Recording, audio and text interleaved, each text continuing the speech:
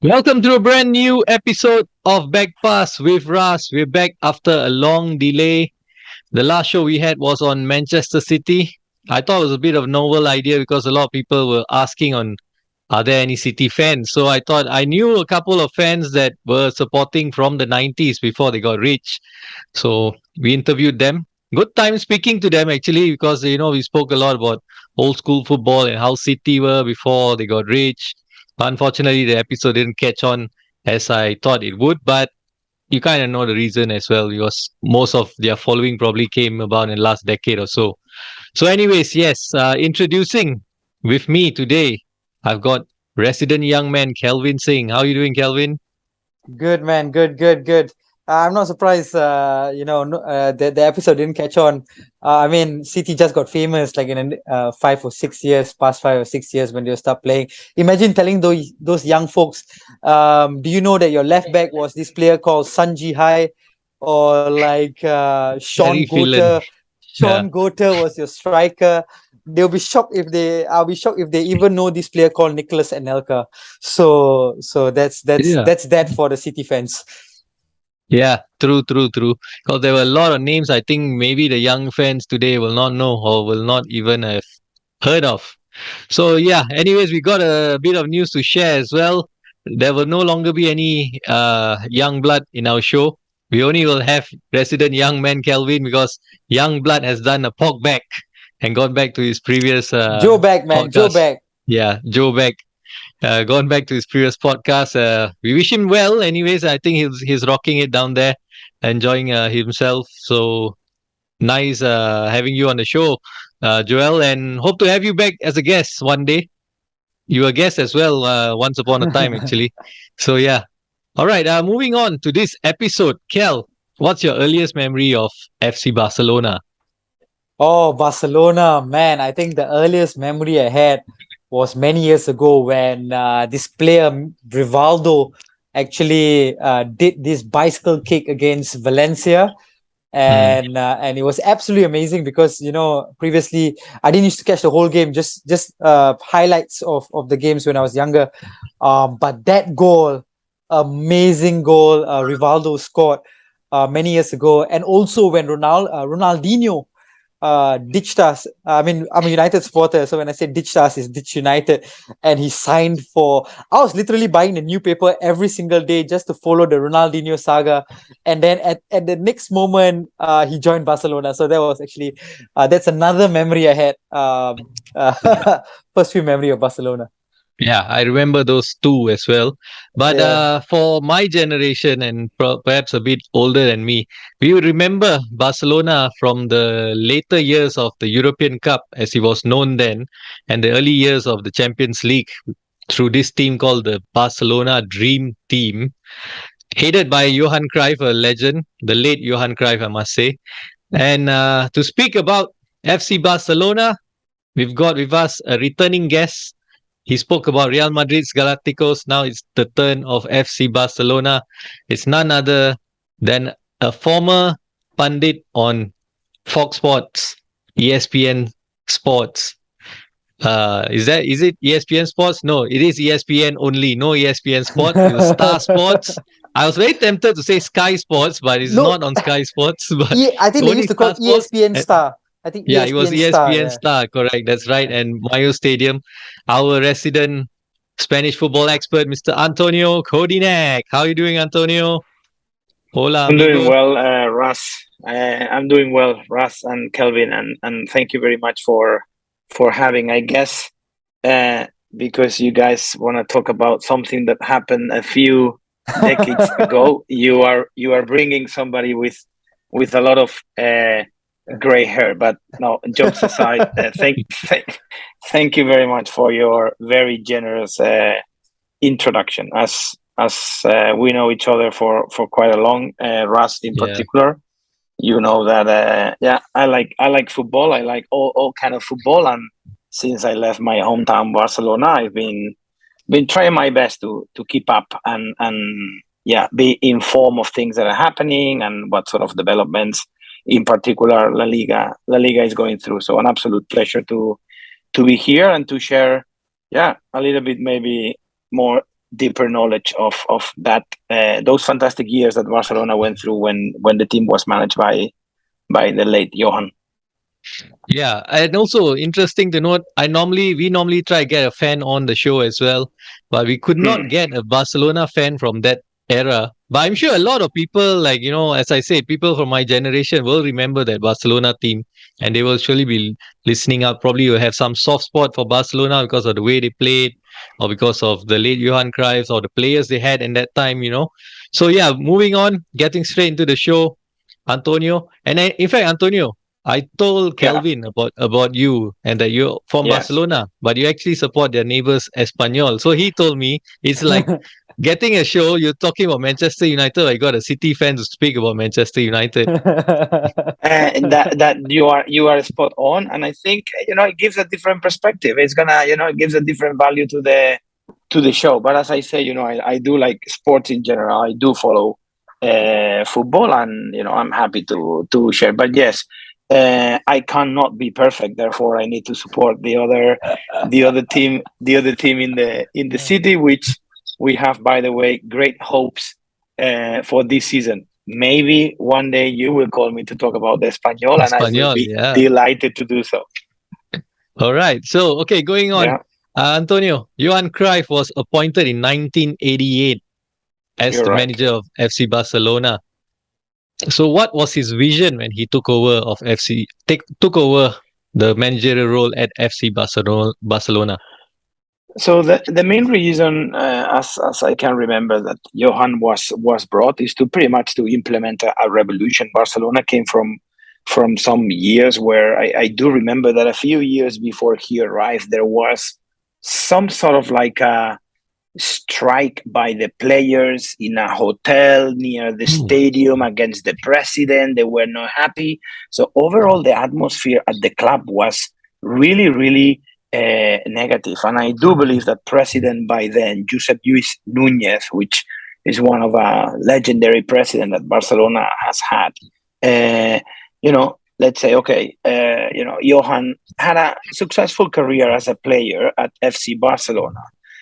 Don't forget that he only played 5 years. Sometimes you talk to people and then they say, oh, Johan Cruyff played for so long for Barcelona. Not really. It's just, it is 5 years, which is, a solid contract, but not a long time. So I believe the idea was to bring him to really implement a revolution and to change the club from top to bottom. And when I say top to bottom, I'm talking about not only from the way fans will perceive the team or the style of football, but also he wanted to implement his idea of football, which is not other than the old Ajax of Amsterdam and Holland national team, that it Total was football. quite correct. So that it was quite successful. So the idea was like, okay, we're gonna bring Johan and he's gonna change from top to bottom. So we're talking about the school of football, so younger categories already starting to play or trying to play into that style. He revolutionized the squad. He brought in some players. We will talk about a few of them. And it was a bumpy ride at the beginning, just to say. But then later on, he was able to assemble a solid team, new faces, and being the main target, the European Champions League, which they acquired they won in Wembley in '92 with the famous goal of Ronald Koeman. Yeah, was he responsible for La Masia? Well, he was definitely I won't say directly in charge, but of course he shared his idea of football, and he say, if we want Barcelona to have a unique style, to implement this idea, and most important, to have a legacy, we need to start from early ages. So early ages is definitely La Masia and all the previous category before you reach La Masia, and that is something that is still alive and is one of the DNA, as they call it, those experts of football, that Barcelona not only they need to win, they need to win playing beautiful football. And if those two things don't happen, the club, the aficionados seem not to be happy.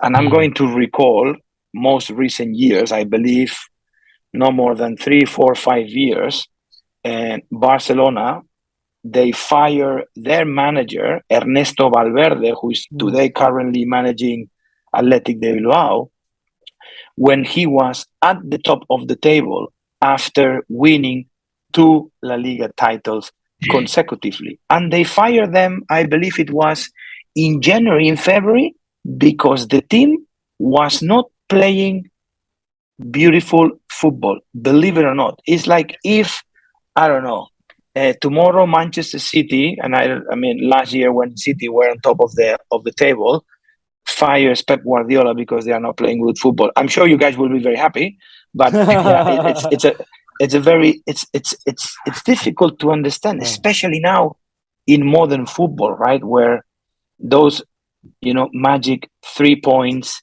means so much. They mean money and everything. Barcelona did it 4 or 5 years ago. They sacked Ernesto Valverde. And that's a bit of a crazy thought as well, right, Kel? You've seen it as well as a Manchester United fan. Different managers have like stayed on in the job for a long time before they get the sack. Can we just skip all questions with regards to Manchester United until further notice?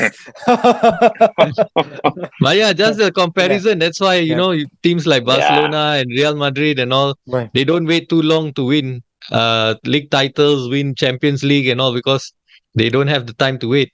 It's always I mean, they're there. decisive. I think what Antonio was saying, doing well, so what? They want to play a certain way. They believe that this is their identity. This is how they should play football. So they're very decisive. For Madrid, I think it's completely different. I think they just want to win. Who cares what happens? They just sack their managers at will. As long as they're winning, they're good. They're not winning, managers are gone. Barcelona is a bit different. They like to play beautiful. So I think they are in similarity. They are both very decisive teams. And talking about Real Madrid very nicely, Antonio, Johan Cruyff broke Real Madrid's dominance at that point of time, right? Because you spoke about the bumpy ride, but when he took over the job, they didn't win the La Liga immediately. They didn't win much immediately. It took them a bit of time. And then he broke their dominance, and then they dominated.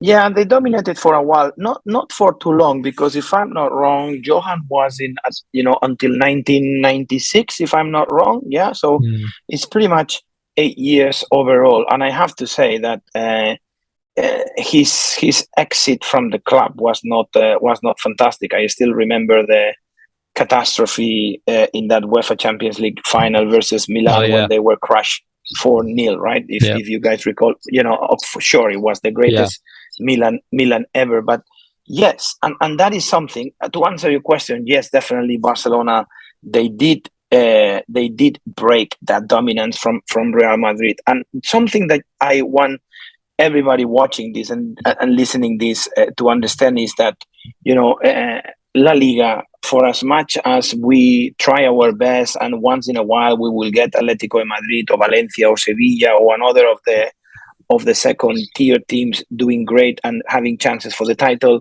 historically is a fight Real Madrid Barcelona, period. That's very clear. Okay, so when one team is doing well, the other one not. So both teams cannot do well. That's very clear. So of course, Barcelona broke that dominance. Therefore, Real Madrid entered into a crisis. Nowadays, these days, as we are talking now, Real Madrid, seem to be on fire.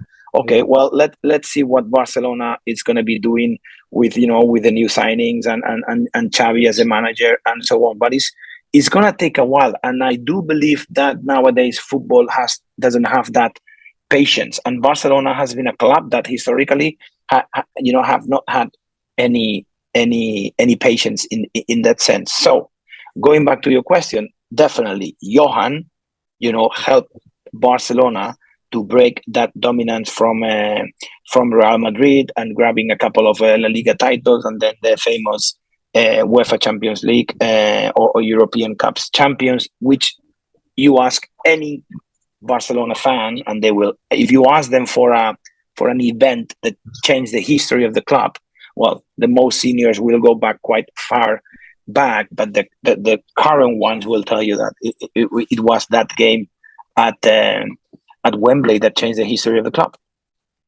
Okay, so just to point out, they've won actually 4 La Liga titles under Johan Cruyff at that point in time. Which in 8 years is quite remarkable, right? Yes, it's certainly commendable. 1 Copa del Rey, 3 Supercopa de España, 1 European Cup, as you were saying, 1 European Cup Winners' Cup, and 1 European Super Cup. So that was that period of we are speaking about right now, the dream team period. So is it fair to say that the breaking Real Madrid's dominance was a driving force for Johan Cruyff and Barcelona? Yes, and let's see if I'm able to explain this. My point of view is that for FC Barcelona fans, that is a priority. Meaning, okay, if we do things well, if we are successful, of course Real Madrid won't, right? Yeah. I don't think it's the same the other way around. Okay. So the way I see it is that for me, it is a high priority. I'm not saying it's the highest priority for Barcelona to make sure that Real Madrid doesn't succeed. Okay?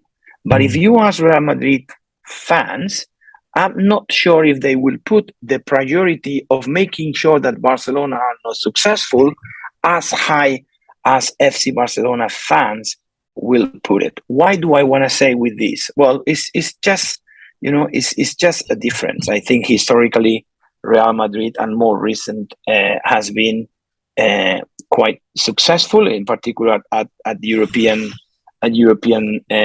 level, and always, I'm not going to say underdogs, because whenever they enter any competition, they are always favorites. But that is quite a big difference. And for me, and I will just share one data here, one detail, which is Barcelona has had for the past 15 years most probably the best player, if not ever, but definitely top 3, right? Lionel Messi. Do we agree? We agree on this. Yes. How many UEFA Champions Leagues with Messi Barcelona has won? 3? 4? So having the best player of all times for so long, 3, 4, I'm not sure if is sufficient. Of course, if we look back at the latest 5, 6 years, is 0. Yeah. You're right. Sure. Messi is already 30 plus. So yeah, it's a bit of on that sense, and I do have a feeling that for Real Madrid, for Barcelona fans, it is a high priority, while for Real Madrid fans it might not be a high priority. They just do their own things, and they have their proper formula to be successful, which they have shown for so long. Okay. Now going to the first ever European Cup that Barcelona won. I think fans today might not realize that Barcelona did not win the European Cup until 1991-92. And then, when you look back at the history of like Real Madrid, Liverpool, or AC Milan, Manchester United, all these clubs, they won the European Cup way back, 50s, in the 50s, in the 60s, 70s. So first of all, speak to us about the journey they made to the final. What kind of journey was that? Well, I remember that it was very dramatic, and in particular because I've watched documentaries. I do believe that if you ask any Barcelona fan and you ask them, what do you remember about that UEFA Champions League or that European Cup final or journey until you guys reach the final in Wembley? Guarantee you they will mention one game that I think it was quarterfinals versus Kaiserslautern in Germany, where Jose Mari Vaquero scored with a header in the extra time. And I want to share an anecdote here. Jose Mari Vaquero is not taller than 170 centimeters. I remember him. Yeah. versus German defenders, which were easy 190. So I'm sure you guys remember Iniesta's goal Yep. versus Chelsea. Do you? Yes. Yeah. So Jose Mari Vaquero goal versus Leiten was exactly the same in terms of relevance, in terms of turning point in a competition that really made that team believe. And then I do remember that Barcelona played semi-finals that year versus Benfica, and then they played the final versus Fiorentina in Wembley. Sampdoria. Sorry, Sampdoria in Wembley. But that Kaiserslautern goal of Vaquero was definitely a turning point, and I think what it really made FC Barcelona believe, like, okay, this could be our year. Okay, on to the final now. You're playing Yes. Sampdoria, and at that time, the Italian clubs were dominant and in European football. And for long periods, the game was 0-0. The deadlock was not broken. We were into extra time. Do you think that at that point in time, Barcelona, I mean, Johan Cruyff is a very confident man. And but do you think there was any seed of doubt in the minds of the Barcelona players in extra time? I'm pretty sure that if you could have the chance to interview you, the answer would be yes. To the point that I do believe that Johan and everybody were preparing, and I think there are some sort of like records on the online of interviews where I think they were already preparing the list of who were going to do the penalty kick. Penalty kicks. So yeah, so and I do believe that, for example, Alex Sanko, which is a traditional FC Barcelona player that used to play centre back, was introduced, and what I think he subbed Julio Salinas, FC Barcelona striker, because he's a much better penalty kicker than Julio Salinas. So I think Johan and Reshak, who was his second by then, were already preparing the penalty kicks. And you can see, if you go to any documentary or if you watch the game, you will see Johan biting his nails. He was standing around next to the bench, and definitely I'm sure there were a lot of doubts, and I do believe that there were a lot of doubts because they knew that if they could won that game, it was going to change the history of the club. So there was a lot of responsibility in that sense. And what kind of a game was that, the final? I believe it wasn't not. I mean, I think the first half was a little bit like back and forth. Don't remember much about second half and extra time. Not always finals are the best games, but they play their card. Barcelona had by then quite solid experience at national level players, and I mean, if you watch the game again and again, and if you talk to Sampdoria fans, they will tell you that as soon as the referee whistle for the free kick, they knew that's going to be a big chance, because they knew of the skills of Ronald Koeman. Yeah, Ronald Koeman and his blockbuster free kick. So it was just full power. The ball went through the wall into the back of the net.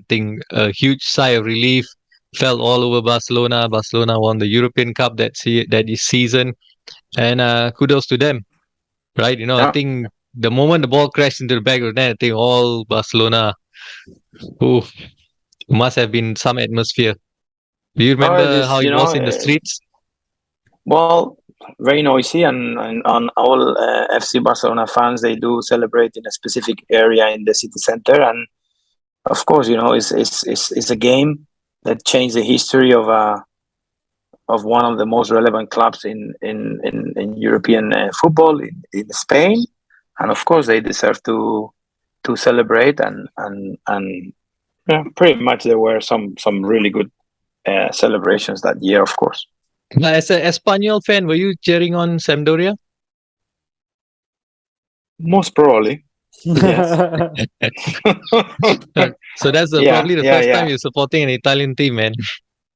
Yeah, most probably as well. Yeah. I don't really support them often, not for any particular reasons, but yeah, most probably I did support Sampdoria by then.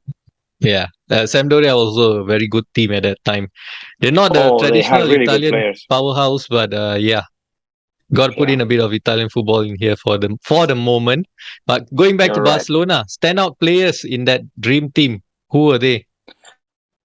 I mentioned a couple of them already. I think I mentioned Julio Salinas, Yeah, Alex Sanko. Something that Johan did when he first came to Barcelona, he signed up 3 players, I think 2 or 3 players from Real Sociedad, which is a team in the up north in the Basque Country, because they were La Liga winners around 82 to 84. And I'm talking about Jose Mari Vaquero, which I already mentioned. Yeah. Chiqui Begiristain, which is the director of football of Man City. Begiristain. Yeah. Kelvin. Yeah, exactly. Begiristain. And other good players. Goicoechea, which he used to be a right wing, and under Johan became the best. How do you say the best defender? Right defender. Right back. Sorry, the best right back in Spanish football. But he used to play for Osasuna in Spain, and he was a right wing. We cannot forget that every single team you must have, I would say, a very good goalie, and we are talking about Andoni Zubizarreta, who was the goalie, even though he could not stop any penalty, unfortunately. I do believe that he has like the worst record in terms of saving penalties. I mean, so imagine that game going to the final. The final going to a penalty shootout. Oh man. Well, the reason, guarantee you they will have lost. Guarantee you. Zubizarreta could not stop any penalties.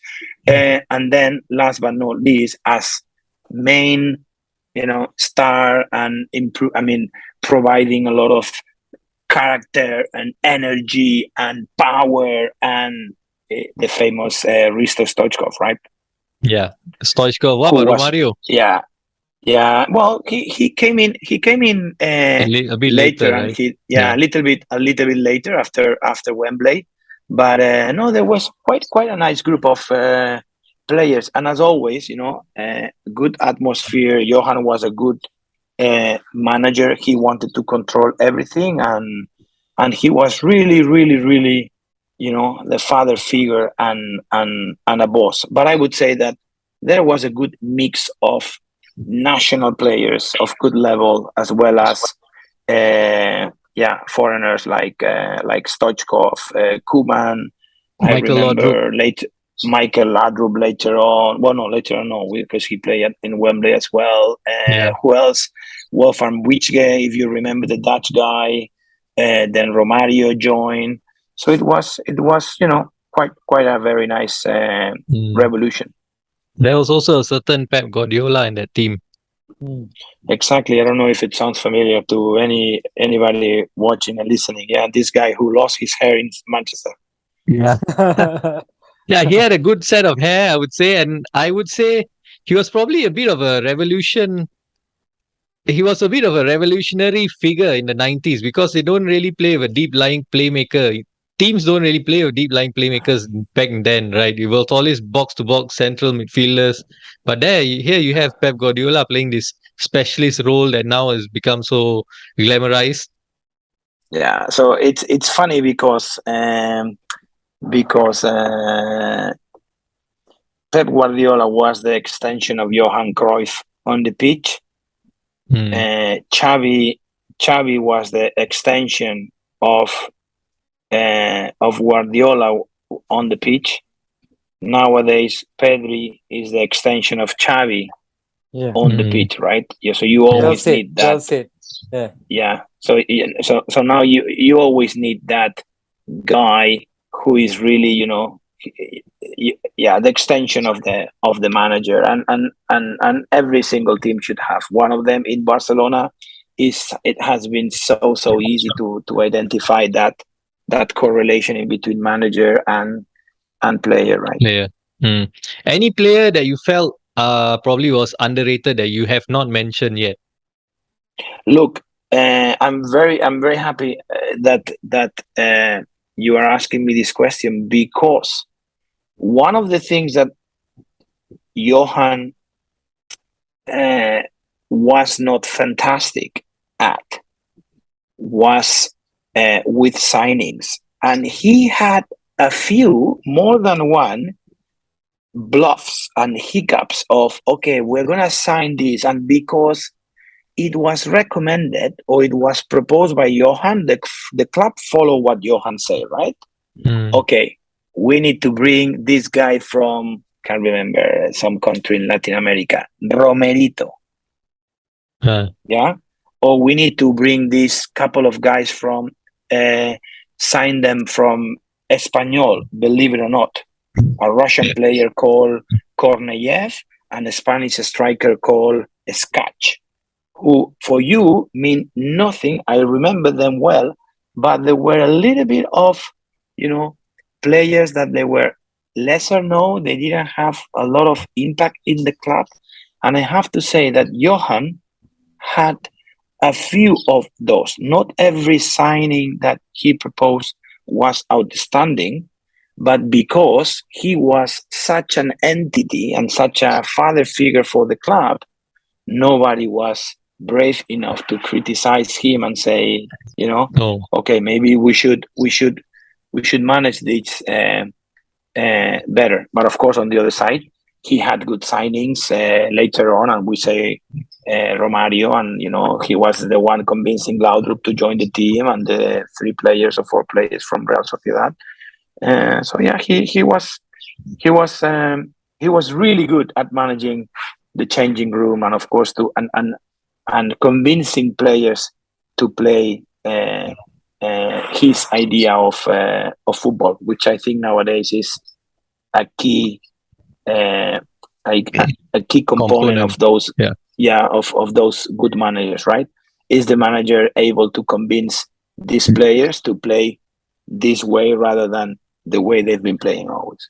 And I think on that point as well, on signings that didn't work, I think there's another guy, Jorge Haji, who didn't work, but was a fantastic player.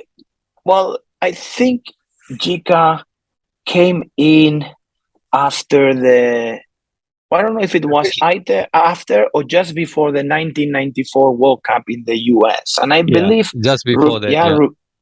Before that. So Romania did a very decent World Cup, I remember. In 1990, yes, they did. Yeah, Jica scored quite some very good goals. But I remember him having maybe 1-2 decent years, but not having a fantastic career at Barcelona. It's very interesting, and I will say this again, because not all the signings that Johan brought into Barcelona were successful, and he had more than a handful of those players that you go, what, like, what are you talking about? Do you remember someone called Winston Bogarde? Yes, I do. Yeah, this guy played for FC Barcelona. Yeah, but I thought it was a Louis Van Gaal signing. He wasn't a Louis Van Gaal signing. I know, but sometimes I was just mentioning him as part of this approach to sometimes managers. They go, they go cuckoo, and they bring players, and at the end, that's not gonna work. All right, just to sum up this first segment, just to round out the first segment, how would you describe Cruyff's legacy at Barcelona? I mean, if I'm not wrong, 3 weeks ago, Barcelona, when they were in the US tour, they auctioned an NFT piece of Johan Cruyff. So I think by saying that, I'm answering that question. I don't know. Was it close to 500,000 or something? They actually sold it? I don't have the detail, but the reason why I mention is because after so long, it's so very, very obvious that is the guy who changed the history of the club, is the guy that the club wants every single team manager play his style of football, of course, with an evolution, which is something that Pep did very well. Xavi is trying hard. Luis Enrique also did a very good job. Yeah. He kind of like, evolve into that style of football. And I do believe that if Barcelona didn't need the money, instead of being called Spotify Camp Nou, it should be called Johan Cruyff Camp Nou. But anyway, it's the training camp, the training facilities are already called Johan Cruyff. Yeah. All right. So just a bit of correction. Jorge Haji was signed in 94. So that was after the World Cup. Yes, after the World Cup. Yeah. Okay. But he lasted as long as Johan Cruyff. So 96 he was gone. Yeah, a couple of years. Yeah. All right. So we bring the end. This first segment speaking about Barcelona's dream team in 1992. Now handing over to Kelvin to bring us to the present. All right, welcome back to Back Pass with Ras, with me, Kelvin, now leading the second part. Wow, what an informative first half with Johan Cruyff. I actually like coming on to shows like this because I get to learn a lot of information of teams back in the 90s and how they set up. And Antonio, I think you shared it beautifully of how Johan Cruyff, the late Johan Cruyff, actually shape up how Barcelona is today.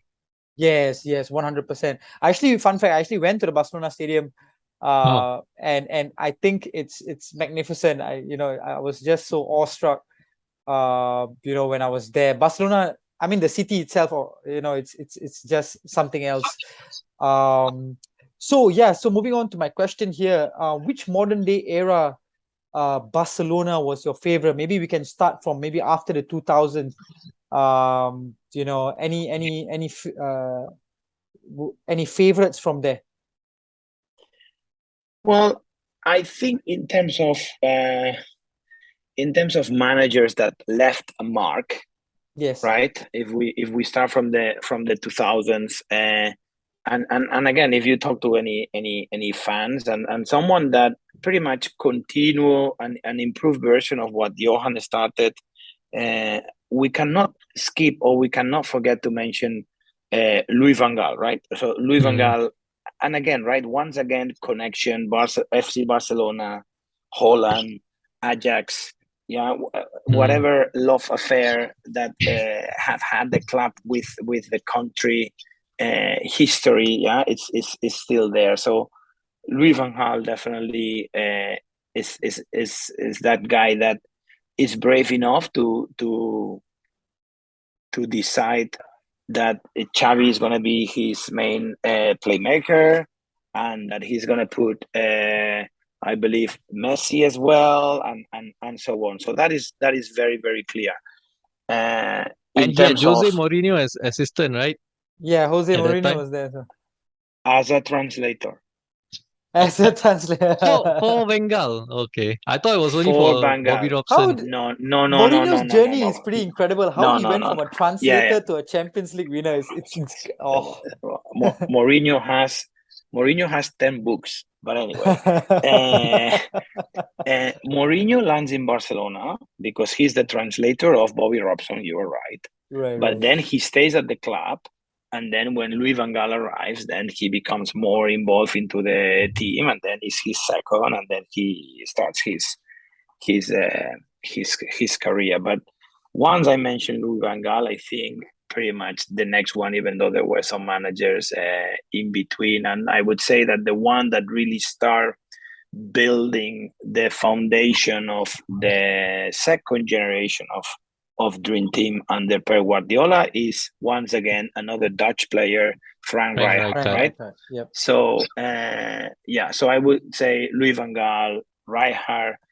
There is no doubt that the guy that has had more success at Barcelona as a manager is Pep, and Pep's story Barcelona, being a player since he was 14 years old, being a Catalan-born, Catalan believer, knowing the club very well, from a small town outside Barcelona, being called to play for FC Barcelona, going through all the categories, and then being some sort of like successful as a player. And then suddenly, out of the blue, a new president arrives and decides that he's going to play with fire, and is going to put him as manager and give him that responsibility. And that was a very smart move. And I think history was written. I don't think I've ever seen any team playing with the category and with that dominance in terms of football, even more than what City is doing, that what Bayern Munich did, and so on. I think Pep did something at Barcelona for a few years that there is no way anybody is going to repeat. And as I mentioned, I believe at the beginning, for me, that is the main mistake of the current FC Barcelona, that everybody is waiting for the next manager that might mirror or replicate what Pep did. And nobody's going to do that. Guarantee you, nobody's going to play with that supremacy, right? It is literally impossible. It didn't matter. You were watching a Barcelona game and they were 2-0 down, and you were relaxed, and you will say, it's fine, they're going to score 6. And they score 6 or 4 or 7 or 3. It doesn't matter. So, well said. I mean, that Barcelona team was really incredible. Staying on this, I would say the golden period, the real golden period of Barcelona after the 2000s, of course, was the Pep Guardiola period when he was the manager. They were just winning everything. They were not only winning on a domestic front, they won the Champions League. The players actually went on and they also played great football for the Spanish national team. So you could see the Spanish national team with the Barcelona players playing a certain way of football, and they were winning the European Championship. They won the World Cup. So that was actually the golden period of Barcelona. Would you say it's more of the team players which is really good? I know they had some great players, Xavi, Iniesta, Messi was there. Or would you say it's the brainchild of Pep Guardiola? No, it's team. It's the team. I mean, it's an equation of maybe both, right? But I think Pep has said it many times. The players are the one. Football belongs to the players. Period. That's my belief in football. So they are the ones, on the pitch. They are the one playing. They are the one implementing the ideas of the manager. The manager role pretty much is to convince, as we say before. I need to convince you that if we play like this, we are going to be successful. And that's what Pep did when he reached Barcelona. Guys, follow me, right? You talk about nowadays being an influencer here or there. Pep was most probably a very serious influencer, convincing everybody to follow him and to follow his system, his tactics, his ideas, his football concepts. And he was able to convince, I would say, a nice group of players that together made a fantastic team. In addition, even he gave the chance to several players that nobody knew to be up front. I'm talking about Busquets, I'm talking about Pedri, and so on. And he made them superstars and made it even better players. So for me, definitely a team effort with a very good component of having an obsessed, smart, intelligent, hard worker manager that was able to convince them. What an incredible team.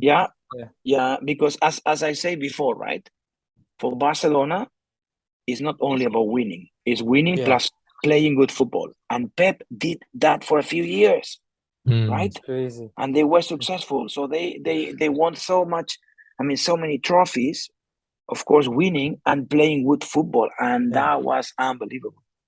It's so crazy because I think the team before that, was the team they had Ronaldinho, they had Eto'o as a striker. I Eto'o, think Eto'o was yeah. still there. They De signed Deco, Deco. Deco was Deco. still there. Yeah, Deco. A lot of good players in that team. And then he actually came in. He actually rebuilt that squad. He took some players he The, needed, some the players. foundation was already there, I would say. Correct. The foundation was already there Yeah, from yeah, Frank and Rijkaard. exactly, and we mentioned that, right? That the right hand kind of like started Yeah. the basic foundation, and then Pep came and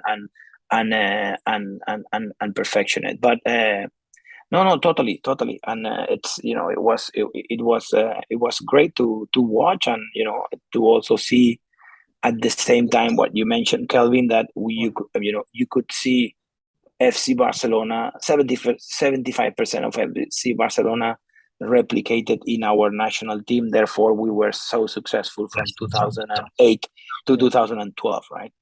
100%, 100%. Yeah. So fast forward to today. Okay, all the Yes. good times, all the good times. Fast forward to today. I do not see it being such a bad situation until maybe 2 or 3 years ago. COVID hit, finances went wrong. They decided to go with the Super League. So all these nitty gritty, I think they had problems with their presidents. Is the team a mess right now?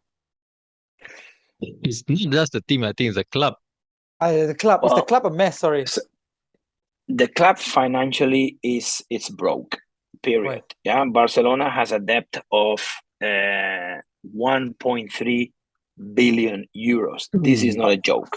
Okay, there was terrible wrong club management a few years ago under Jose Maria Bartomeu, signing contracts way longer than expected, with figures that were pretty much not planned, and no way they could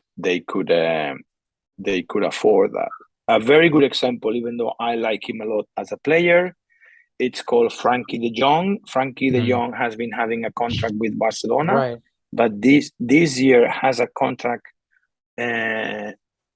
for 24 million euros per year, which Barcelona is not in a position to pay. Who signed that contract for? Who made that offer to Frankie de Jong? So that's why Barcelona, they need to find a solution, and he might be leaving, or they're asking him to pretty much cut his salary in, like, you might be earning 1/3 of these 24 Right. only.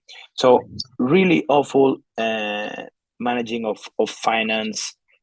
Some of the signings, I mean, you might not remember these guys, but they pay 160 million euros for Dembele and 150 for Coutinho. Coutinho, yes. Right? And both so the didn't work 200 out. I mean, Dembele is exactly. Dembele is maybe 50-50. Even Griezmann, and they paid a big amount, right?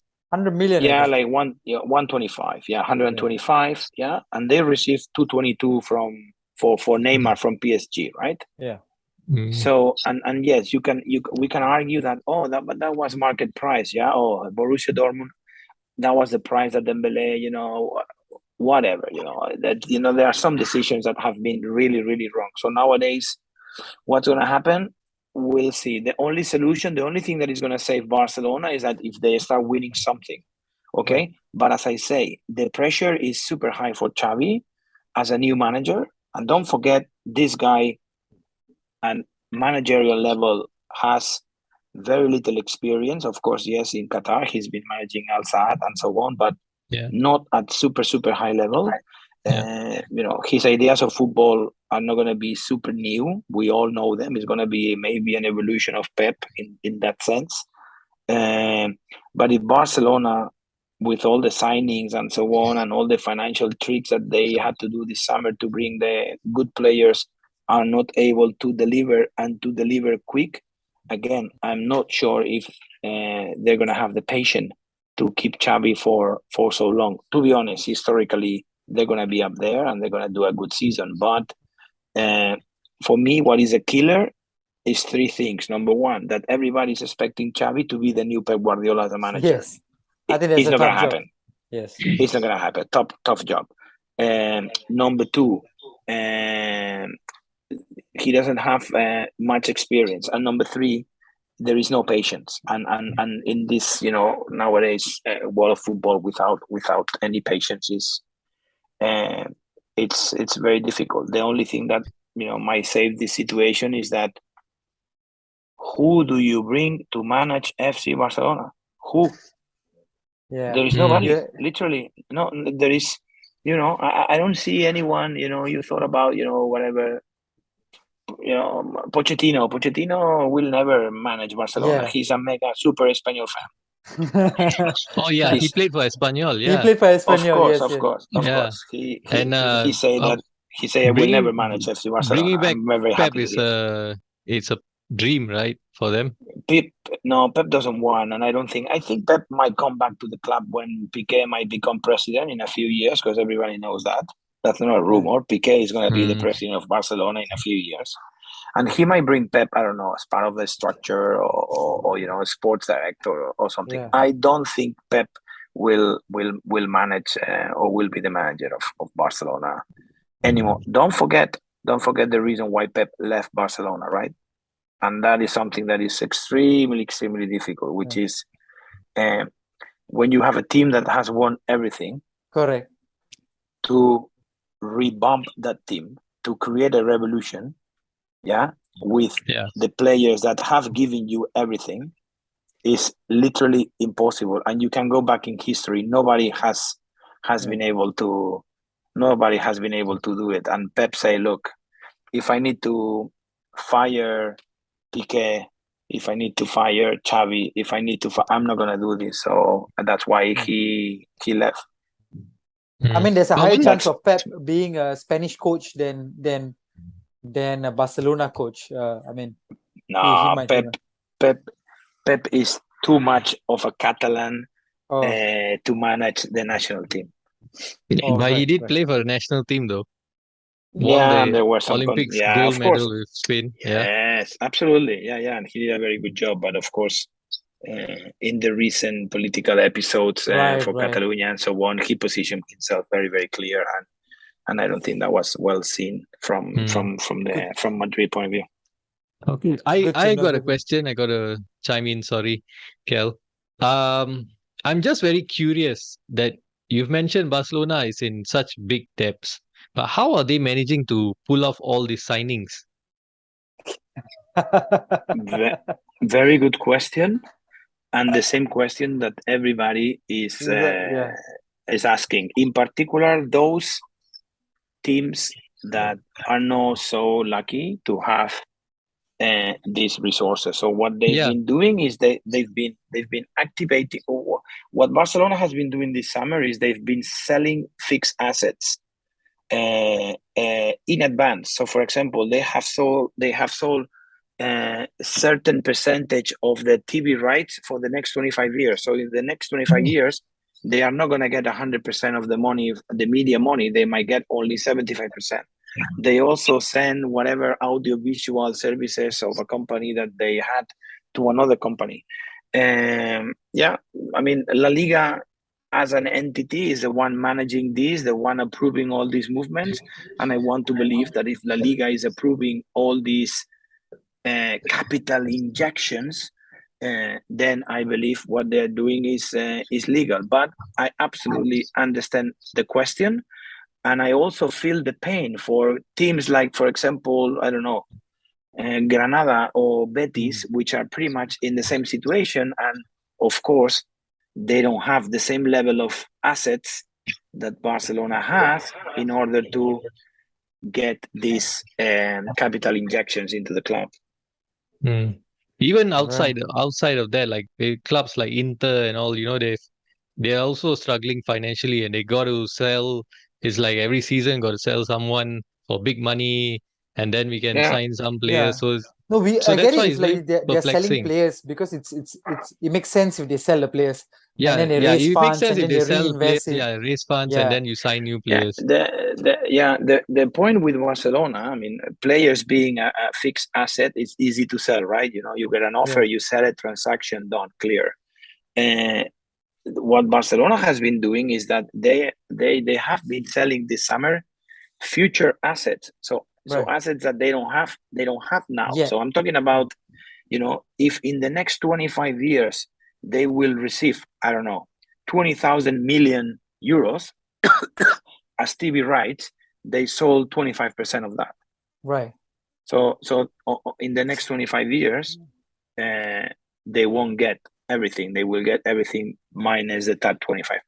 And my point is, if the legal entity that managed that approves that kind of operation, because those assets are real assets, then it should be okay. But it's frustrating. Yeah, it's frustrating because, as you say, there are other teams struggling financially that they go like, how come they have this debt of 1.3 billion euros and they sign Lewandowski, Conde, Christiansen, blah, blah, blah. And they're not cheap signings. Yeah, they're all like Yeah. in around 40 million, 50 million. They keep going on and on. I'm speaking about signings, Antonio. Which new signing would be huge this season for Barcelona? I know they've signed a couple of players now, maybe more players coming in. But who is that one player you think that is going to click for Barcelona? I'm going to mention, I will mention 3 names, okay? Those that they project themselves as Barcelona experts, that they know about football and that they've been preaching that Barcelona needed to fix their defense. They are very happy with the signing of Jules Koundé. Okay. And Jules Koundé is someone with, I do believe that, it's someone that could stay for Barcelona. Don't forget that this guy is 24, if I'm not wrong. Yeah, somewhere around there. Right? Yeah. So Jules Koundé is a good signing. It's a present and future player, and in a specific area where Barcelona needs support. Yeah. Centre back. And also he can play also right back as well, which by the way, it's terrible. Both wings at Barcelona nowadays after the first game, terrible. But that's my first name is Jules Koundé. The second name I will share with you, which is like the wow moment this summer, which everybody has been surprised. And Barcelona has been able to convince him. And he really positioned himself saying, I want to leave Germany and I want to go to Barcelona, is Lewandowski. And for as much as he's 33, 34, I mean, that guy is a machine. That guy is going to score 25 goals in a blink of an eye, guarantee you. I will be surprised if he doesn't score 15. Easy. Yes. What I think is going to be the icing on the cake, if they are able to do it, and that's, I would say, something that it might go until the last day of the last minute of the transfer market, is Bernardo Silva from Man City. Oh, that is a good player.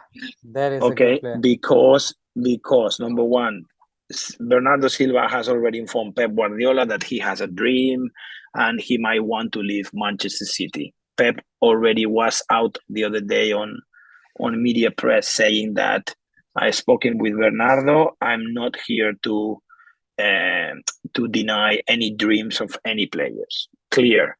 The only problem is that financially, to fit in Bernardo Silva with all the financial issues and the financial fair play that Barcelona is dealing, is a little bit difficult. But if you listen any sports magazine of Spanish football, in particular those from Barcelona, Bernardo Silva is the icing on the cake for this season. If Barcelona is able to bring Bernardo Silva, if nowadays all the pressure is in Xavi, that pressure will be times 5.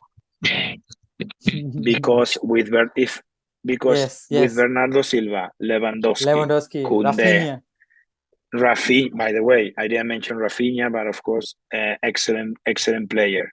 We cannot forget Aubameyang, Dembele, Pedri, Gavi, Nico. If Xavi is not able to assemble a machine that destroys teams, go back to Qatar, my friend. finally brings me to my last question. With all these players, do you think they can bounce back this season? Yeah, it's so obvious. It's of course yes. And to be honest, I mean, I want to see a good one. I want to see the good old times of Barcelona, not only winning but playing good football. And now they have a team. Yeah, that Xavi needs to assemble a team that plays that not only win games but they play good football. However, tough, eh? Real Madrid, as I say, is a hammer, right? They never stop. They're always there. They keep fighting. And look at their campaign. Look at their campaign in the Champions League last year, where they were down 3 times. They came back, and believe it or not, they won another. I lost count how many Champions League that they have, right? 14.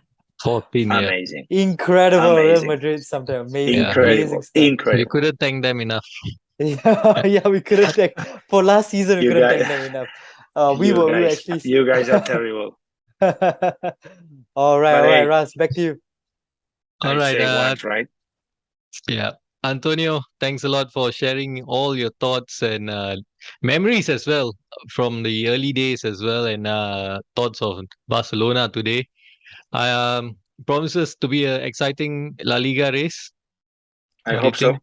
Yeah, not a I hope so. one-legged Yeah. one. Yeah. No, Yeah, no. so Who knows? Maybe Ronaldo might end up in Atletico Madrid, and it could be Ronaldo leading lines for Atletico.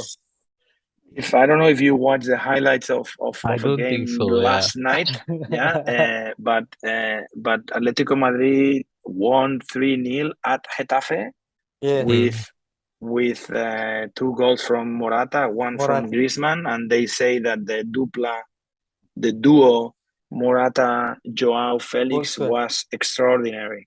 That's a good one to see. Yeah, I don't think so. I don't think Ronaldo's gonna go there. Hey, you never know, man. The transfer window is weird. Anything can happen.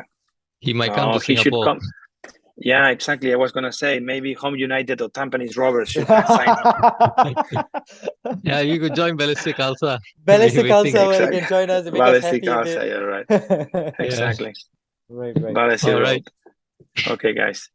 Okay, guys. Thanks a lot for listening. Whoever's listening and watching as well. We're on YouTube as well. Listening on Spotify.